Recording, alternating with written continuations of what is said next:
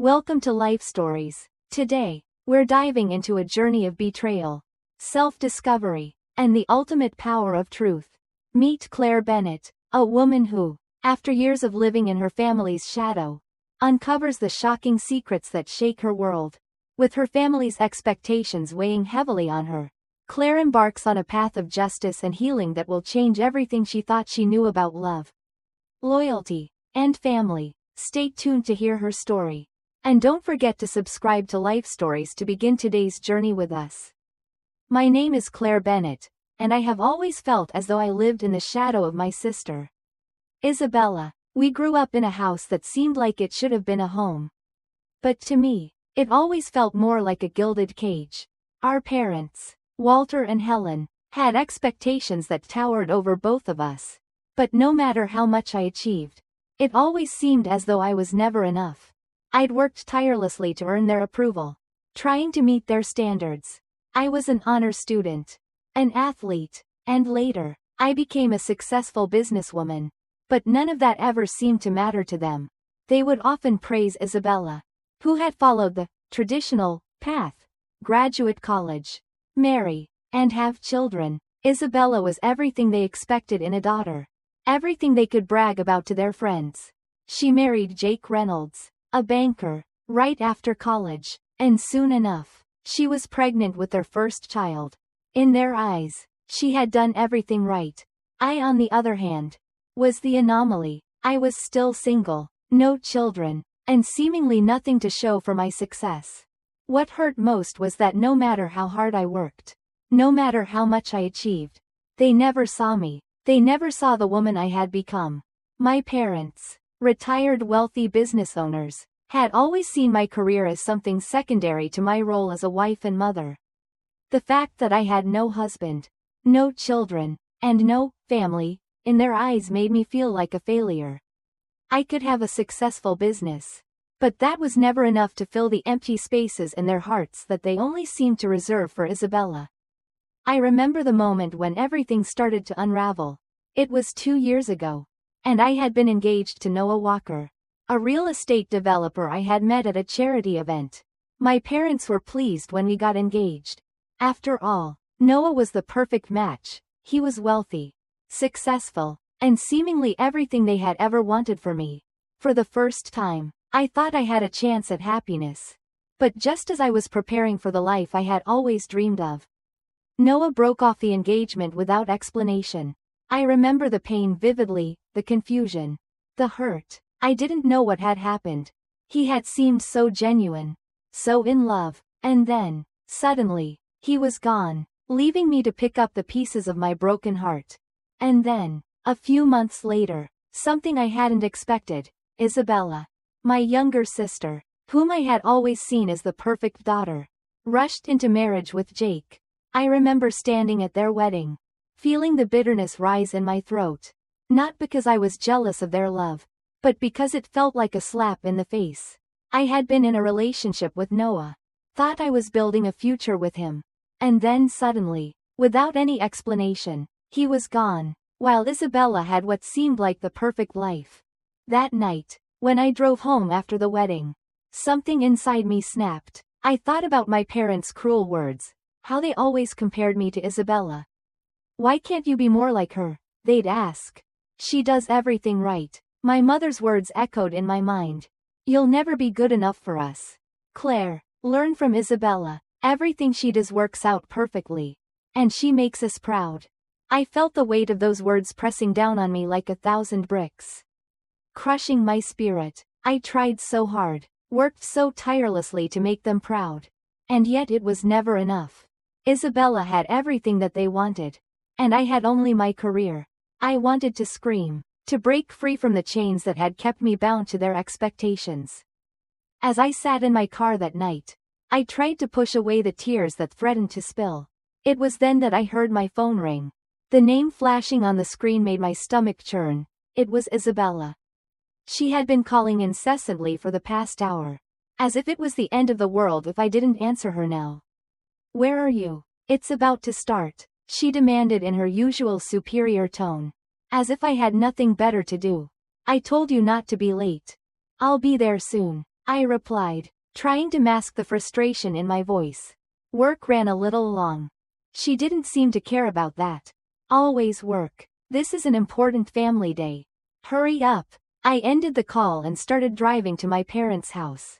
As I neared the street where their mansion stood, something caught my eye. At the entrance of a luxury hotel, I saw Isabella. She was standing with a man, her arms wrapped around him in a passionate embrace. I felt my breath catch in my throat as I recognized the man. It was Noah. The man who had once been the love of my life. The one who had broken my heart so easily. Now standing in the arms of my sister. I froze. I couldn't move, couldn't think. I watched them kiss. Watched as they separated, only to drive off in different directions. Madison, my sister, was married to Jake, but she had just been kissing my ex-fiancé. Everything suddenly made sense. The sudden end to my engagement. The sudden rush into Isabella's marriage, it all clicked. I felt a surge of emotion, shock, betrayal, pain, but most of all, I felt rage. How could they do this to me? How could my sister, the one who had everything, do this behind my back? As I sat there, trying to regain my composure, I realized that I had to do something. I couldn't let this lie fester any longer. The truth needed to come out. And I was going to make sure it did. The drive to my parents' house felt endless that evening. I wasn't sure if I was more upset by what I had just witnessed or by the crushing weight of everything my family had made me feel over the years. I could barely process the emotions swirling inside me: betrayal, anger, and a sharp sense of humiliation. But one thing was clear: I couldn't let this go. Not this time. I had been living under the shadow of their expectations for as long as I could remember. No matter how successful I became, they never saw me for who I truly was. It had always been about Isabella, the golden child, who never had to work for approval. She was the perfect daughter, wife, and now, it seemed, the perfect liar. I couldn't stand it anymore. This was the breaking point. As I arrived at my parents' mansion, the familiar feeling of suffocation returned. The house was grand, with its white columns and expansive gardens. It always struck me as a castle. But to me, it was more like a prison. The laughter and voices from inside echoed as I approached the entrance. I wasn't sure if it was the right thing to do. But I couldn't just walk in there like nothing had happened. They didn't deserve that. I had a plan. It was bold, maybe even dangerous. But I knew that if I didn't act now, the truth would never come out. And for the first time in my life, I realized that I was tired of being the person who always put everyone else's needs first. I had to take control of my own life. I had to make them see the truth, no matter the cost. When I stepped inside, the air was thick with the sound of chattering, the clinking of glasses, and the hum of people who were completely unaware of what was about to unfold. As I entered the living room, I could hear my parents talking, their voices dripping with sarcasm. Evelyn's probably stuck at work again. My mother's voice echoed, always the excuse. She never understands the importance of family. And she still hasn't found anyone. At her age, it's just pathetic. My father added, his tone laced with disdain. I froze in the doorway. The familiar sting of their words hit me like a physical blow. It wasn't the first time they'd said such things. But today, on this day of all days, it felt like I couldn't breathe. My hand trembled as I gripped the doorknob. I could hear Madison laughing. The sound was so sweet, so innocent, but it was a lie. "Where's that chronically late sister of mine?" she asked, her voice dripping with mockery. "She'll probably make some excuse about work." My mother responded dismissively. "She never knows how to prioritize family. And of course, she's still alone." A sick feeling crept up my throat. Useless, loveless, defective. The words they had used to describe me over the years flashed through my mind. But today, they no longer had the power to break me. I could feel the heat rising in my chest as I stood there. Invisible, hearing everything. Madison's voice rose again, this time toasting to the perfect family she had with Jake. The life they had built while I was left in the shadows. Her words cut through the air. "To my beloved family, who has always been there for me, I couldn't hold it in anymore. My fingers clenched into fists at my sides. I wasn't going to let her continue with this charade. I wasn't going to let them tear me down. Not after everything I had endured. The truth had to come out. I didn't give them the satisfaction of seeing me walk through the door. Instead, I turned quietly and walked back to my car, where I had stashed the folder of evidence. Photos, emails, hotel receipts, all the proof I needed. The realization that Noah had broken off our engagement for Isabella had hit me hard. But now it was time to show everyone the truth.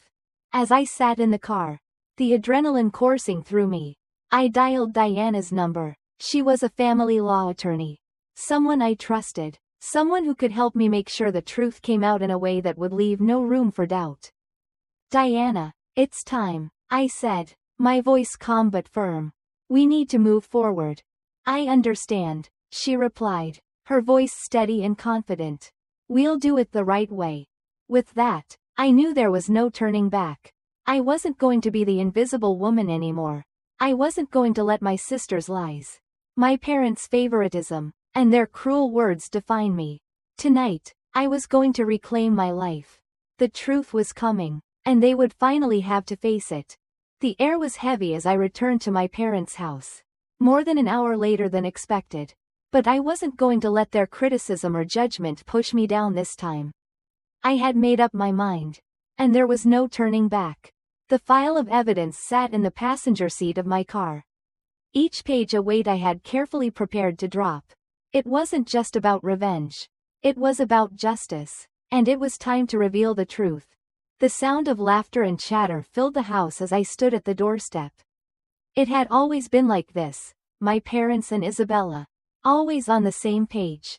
Always in sync. But I felt like an outsider. An intruder in my own family.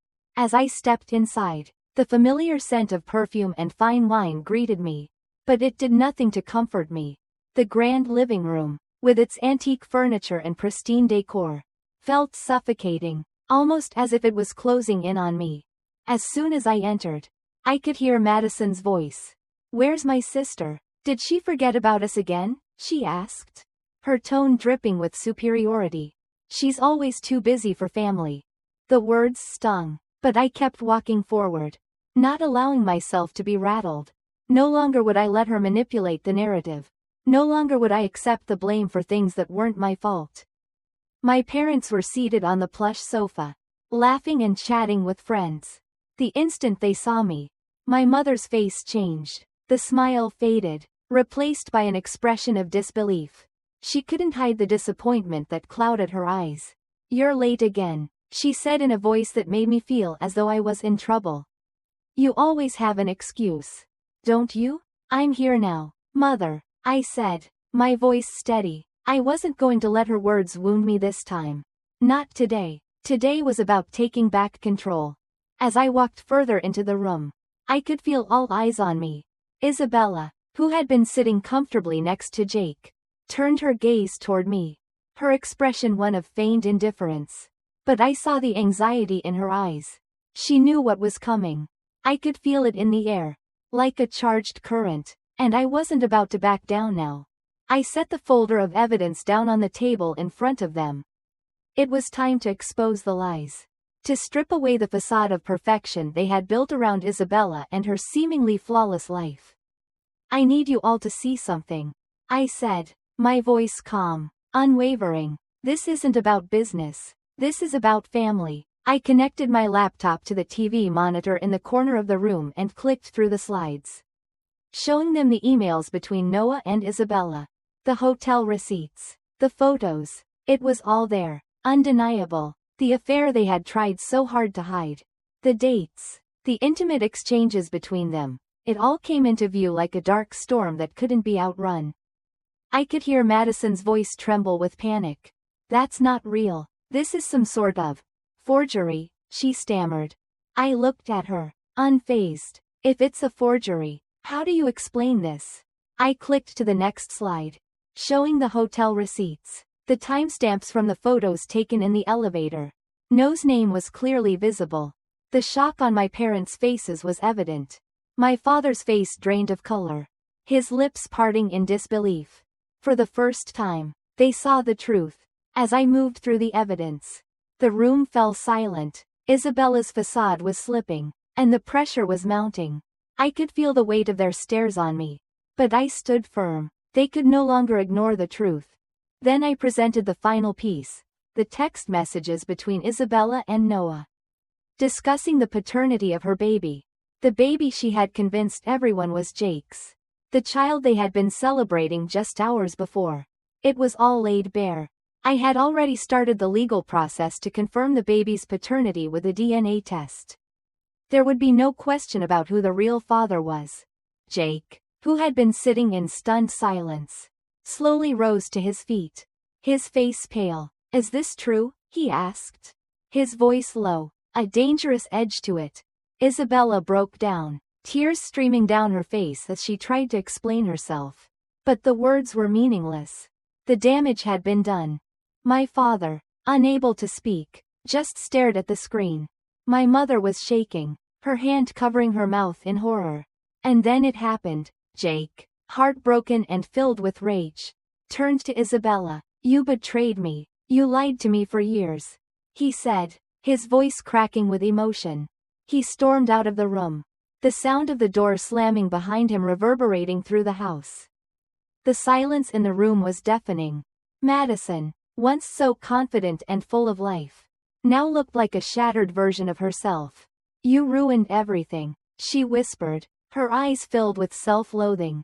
"I didn't ruin anything," I said quietly. "You did this to yourself." "Madison, I just made sure the truth came to light." I turned and walked out of the room, knowing that I had done what needed to be done. As I stepped outside into the cool night air, I felt the weight of the past few years lift off my shoulders. I wasn't the failure, I wasn't the broken one, and I would never let them make me feel that way again. The truth was out, and now, it was time to move on. As the days passed, I found myself in a space I had never imagined, a place of peace. The storm that had raged within me for so long had finally calmed. And though the pain of the past was still there, it no longer controlled me. I had exposed the truth, and in doing so, I had reclaimed my life. Madison had lost much, but she also gained something, a hard lesson in honesty. And perhaps, a glimpse of the person she could be without the lies. I couldn't say we were friends yet, but for the first time, there was a seed of understanding between us. As for my parents, they had begun to see me, not as a disappointment, but as someone who had fought for herself and for the truth. Jake and I too, had our moments of reflection. While our bond wasn't built on revenge or anger, it was founded on the painful clarity of knowing what had been taken from both of us. The healing had begun, but it was slow and uneven. Still, we were no longer strangers. And that felt like a victory of its own. Life continued, as life always does. I returned to work, focusing on the projects that gave me purpose. And for the first time in years, I felt like I was moving forward for myself. It wasn't easy, and I was far from perfect. But I knew that I had learned something invaluable. Family wasn't defined by blood alone. It was about the respect, truth, and love you gave and received. So, I walked forward, no longer burdened by the expectations of the past, ready to face whatever came next. If you've enjoyed my story, please subscribe to Life Stories for more videos that explore the power of truth and self-discovery.